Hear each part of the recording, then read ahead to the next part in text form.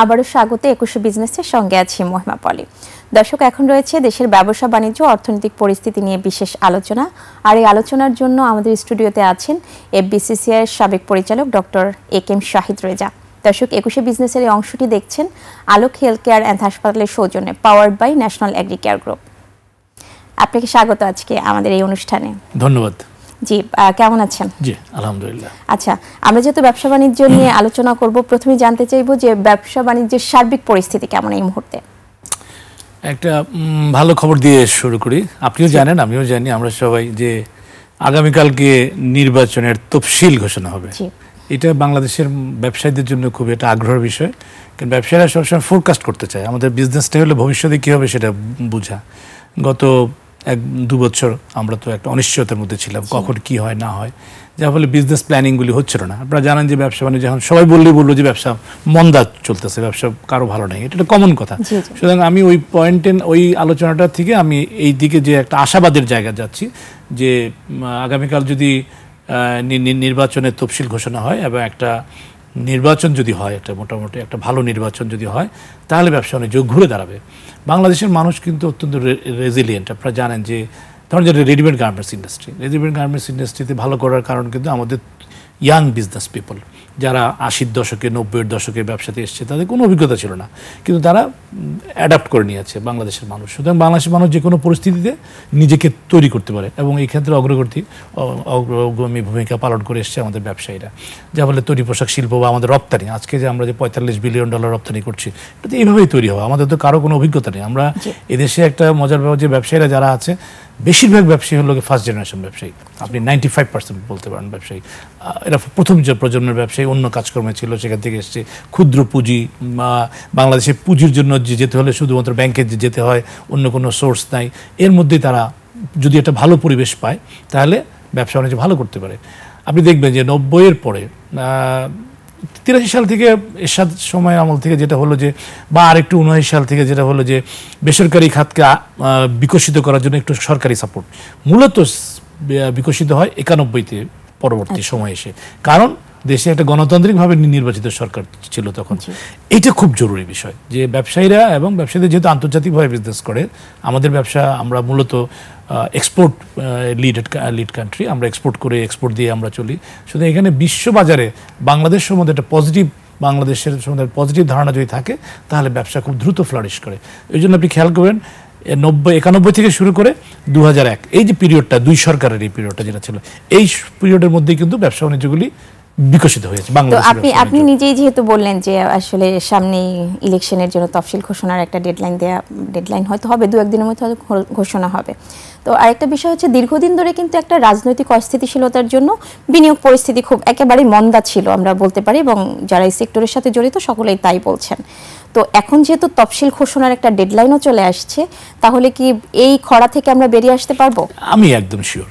কারণ এই যখন আমরা যারা ব্যবসা করি, যখন বুঝতে পারি যে আগামী দিনগুলি ভালো যাবে, তখনই তো আমি ইনভেস্টমেন্টে যাই। আমি ইনভেস্টমেন্ট যখন যাই, তখন আমার বিদেশি ইনভেস্টমেন্ট আসে, আমার ব্যাংকাররা আমাকে ইনভেস্ট করে।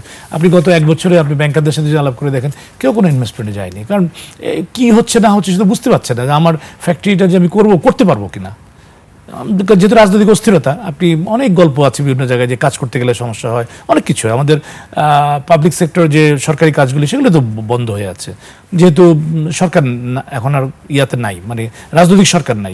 আপনি দেখবেন যে কদিন আগে প্ল্যানিং মিনিস্টার বলেছে যে আমার এডিপিতে কাজ হচ্ছে না, কারণ এডিপির কাজ করার জন্য প্রজেক্ট ডাইরেক্টর পাওয়া যায় না, এডিপির কাজ করার জন্য পার্সু করার মানুষ পাওয়া যায় না। আগে যখন রাজনৈতিক সরকার যখন ক্ষমতা থাকে, তখন নেতারা, আমাদের সংসদ সদস্য বলেন, ডাউন দ্য লাইন যারা আছে, সবাই তার এলাকায় কিছু না কিছু কাজ করতে চায়। তার মধ্যে দুর্নীতি থাকুক, সেটা একটা আরেক বিষয়। আপনি উন্নয়ন এবং দুর্নীতি এক ধরনের পাশাপাশি বাস করে। এখন তাহলে কার পার্সেন্টেজ কত? আপনি যদি উন্নয়নটা যদি বেশি হয়, তাহলে দুর্নীতি যেটা হয় সেটা হয়ে যায়, অ্যাবলিশ হয়ে যায়। আপনি যা দেখবেন যে অর্থনীতির একটা বিষয় আছে, ক্রনিক ক্যাপিটাল বলা হয়, যে দুর্বৃত্তের অর্থনীতি। এক ধরনের দুর্বৃত্ত অর্থনীতিরও কিন্তু একটা পজিটিভ দিক আছে, সেও কিন্তু কিছু না কিছু কাজ করে।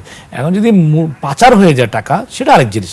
এখন রাজনৈতিক সরকার যদি আসে এবং এখানে রেগুলেশন যদি শক্ত করে বসতে পারে, যে সরকার চালানোর মতো, সরকারের শক্ত কথা বলার মতো সাহস এবং ক্ষমতা যদি রাজনৈতিক সরকারই থাকে, এবং সেটা যদি ইমপ্লিমেন্ট করতে পারে তাহলে ব্যবসা বাণিজ্য শৃঙ্খলা আসবে এবং ব্যবসায়ীরা বিনিয়োগ করবে।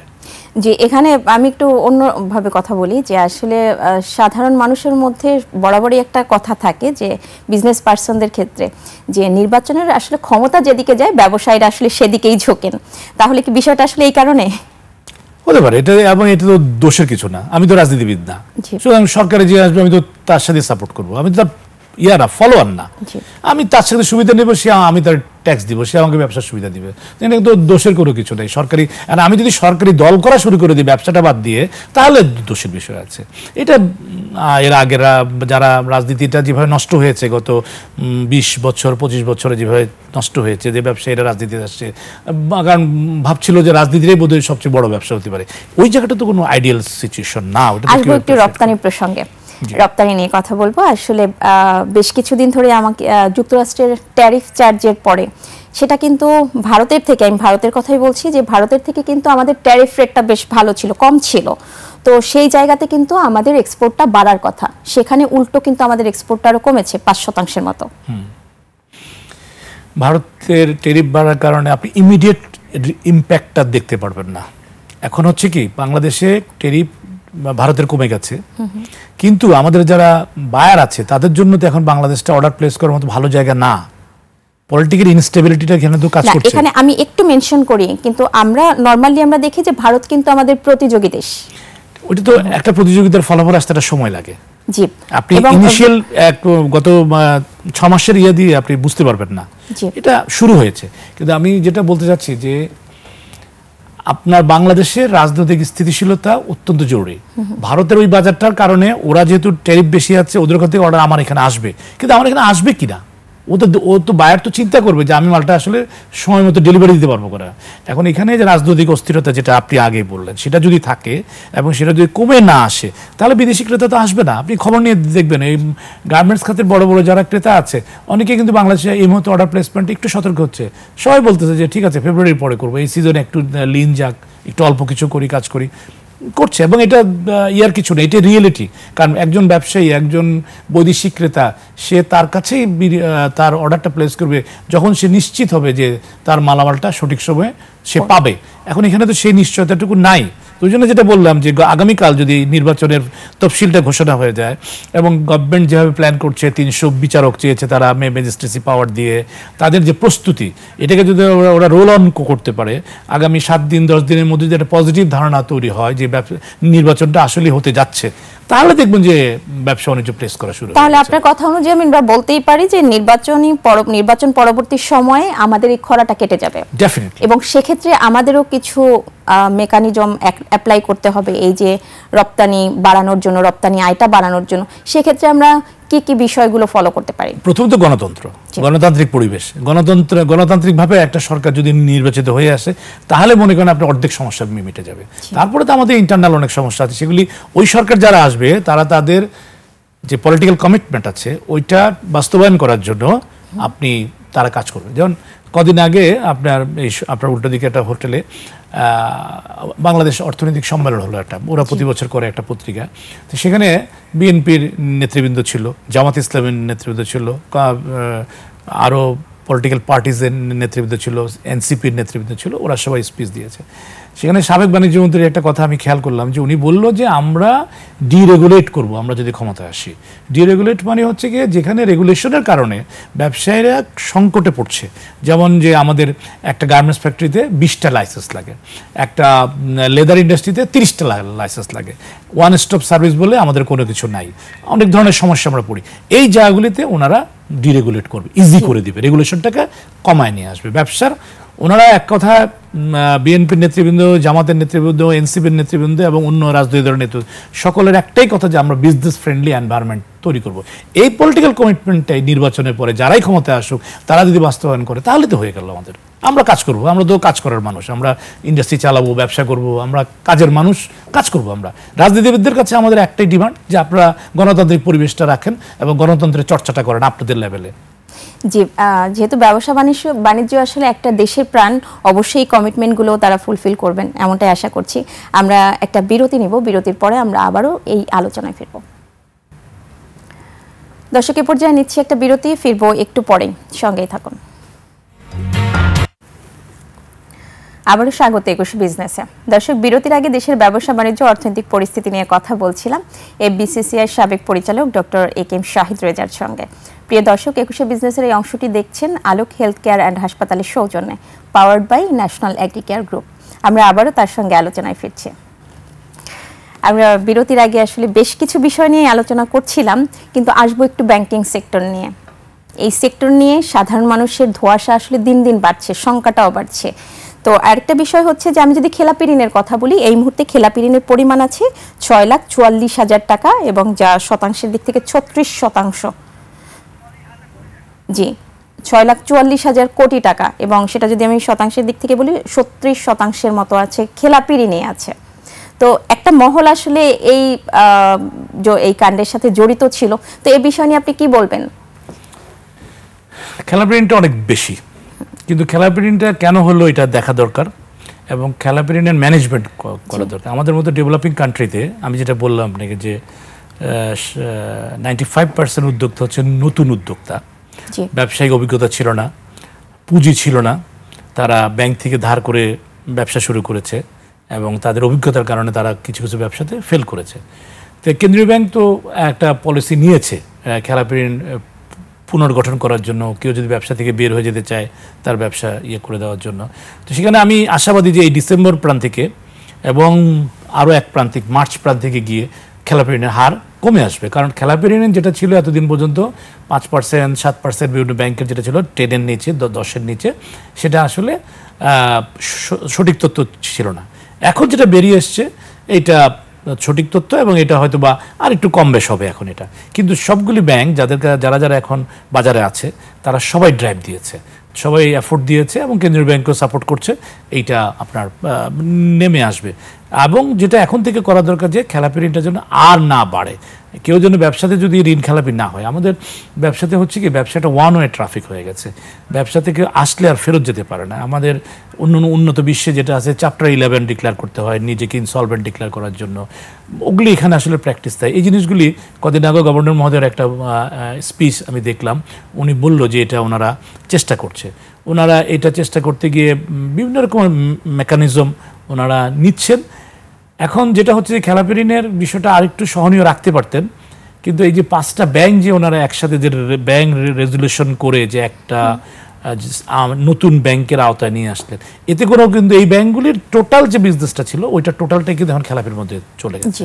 যেমন একটা বড় চাঙ্ক অ্যামাউন্ট সেখানে খেলাপিতে চলে গেছে। আর অন্য ব্যাংকগুলি যেভাবে তারা তাদের ব্যাংকগুলি ম্যানেজ করতো, তাদের ব্যালেন্স শিটটা, ওইটা এখন আর তারা ওইভাবে করতে পারছে না। কেন্দ্রীয় ব্যাংকের প্রথম জিনিস হচ্ছে, বা আমার মনে হয় গভর্নর মহোদয়ের হয়তো ইনস্ট্রাকশন ছিল যে মূলত কোথায় কি আছে না আছে, যেটাকে এক ধরনের অর্থনৈতিক পরিভাষায় কার্পেটের নিচে ময়লা বলা হয়, মানে ব্যবহারিক অর্থনীতিতে, সেই এরকম তারা বুঝতে যাচ্ছে যে আসলে কি আছে, তো সেটা তারা বের করে নিয়ে আসছে। এখন এই নতুন সার্কুলার অনুযায়ী ব্যাংকগুলি যদি চেষ্টা করে এবং কেন্দ্রীয় ব্যাংক যেটা করতে চাচ্ছে, রেজাল্ট ভালো আসবে। এই নতুন ব্যাংক যে 5টা যে করলো একসাথে করে যে দিল, এই সম্মিলিত ইসলামী ব্যাংক, এটা একটা কি হতে পারে, এটা নিয়ে আমার একটা ব্যক্তিগত সন্দেহ আছে, এটা কতখানি ফলপ্রসূ হতে পারে। কারণ এখানে 5টা ব্যাংকের মধ্যে 2টা ব্যাংকের অবস্থা কিন্তু ভালো ছিল অন্যদের তুলনায়। তো ওদেরকে একসাথে মার্চ করে না দিয়ে তাদেরকে যদি ইন্ডিপেন্ডেন্টলি রান করতে দেওয়া হতো, এবং আরও কিছু মেকানিজম দিয়ে, যেমন আপনি তার ঋণটা, তার কাস্টমারের ঋণটা আপনি তাকে একটা সময় দিচ্ছেন, এই যে 10 বছর মেয়াদ দিচ্ছেন, একটা সুবিধা দিচ্ছেন, ডাউন পেমেন্ট দিয়ে করা দিচ্ছেন।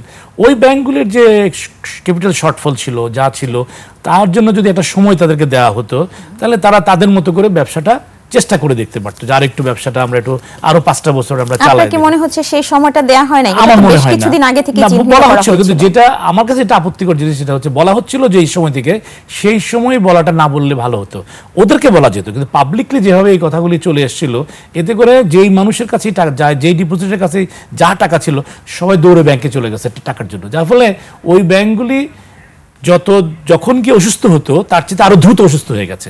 এবং এই অসুস্থ হওয়ার কারণে ব্যাংকগুলি যে মার্জ হয়ে গেল, এতে করে ক্ষতিগ্রস্ত হয়ে গেল বিনিয়োগকারীরা, এই ব্যাংকে যারা বিনিয়োগকারী আছে, এবং ডিপোজিটাররা, এবং যারা ব্যবসা করতো ওই ব্যাংকগুলির সাথে, ওই লোকগুলি কিন্তু সবচেয়ে সমস্যায় পড়ে গেল। যারা মোটামুটি মাঝারি অবস্থানে ছিল, তারা সবাই কিন্তু এখন ওই ব্যাংকগুলির কারণেই তারাও এখন হয়ে গেল খেলাপি হয়ে গেল, কারণ তারা তো গত 1 বছর ওই ব্যাংকগুলিতে কোনো সুবিধা পাচ্ছে না, ওই ব্যাংকগুলিতে কোনো কাউকে টাকা দিতে পারে না। এখন পাবলিসিটি যদি ব্যাংক হলো আস্থার বিশ্বাস ব্যবসা, আস্থার ব্যবসা। এখন যেখানে কেন্দ্রীয় ব্যাংক থেকে বলা হচ্ছে যে এই ব্যাংকগুলি বন্ধ হয়ে যাবে, সেখানে কি আপনি আপনার টাকাটা রাখতে যাবেন? আপনি তো দৌড়ায় যাবেন যে আমার টাকাটা যেন সবার আগে আমি ফেরত পাই, স্বাভাবিক প্রবণতা। তো যে লোকটা ওখানে বিজনেস করতো সে তো পরের দিনে সবার আগে প্রবলেম পড়ে গেল। তারপর আপনি বিনিয়োগকারীদের কথা বলেন, সেখানে যারা ইনভেস্টর ছিল, শেয়ার হোল্ডার ছিল, এই লোকগুলোর জন্য কি হলো? এই বিনিয়োগকারীদের কি দোষ? তো এই যে এই সিন্ডিকেটের সাথে আসলে যে ব্যবসায়িক মহল যারা জড়িত আছে তাদের নাম আসলে মেনশন করার দরকার হয় না, আপনারা সবাই জানেন। তো তাদের শাস্তি দেন, তাদের জন্য শাস্তি দেন, তাদেরকে আপনি পৃথিবী দৃষ্টান্তমূলক শাস্তি দেওয়া হোক তাদেরকে, যারা যারা এটা করেছে তাদেরকে চিহ্নিত করেন কারা করেছে। কিন্তু তাই বলে আপনি 2200 যে ছিল 2200 কোটি টাকার যে ইনভেস্টমেন্ট ছিল শেয়ার বাজারের, সেটাকে আপনি জিরো করে দিবেন?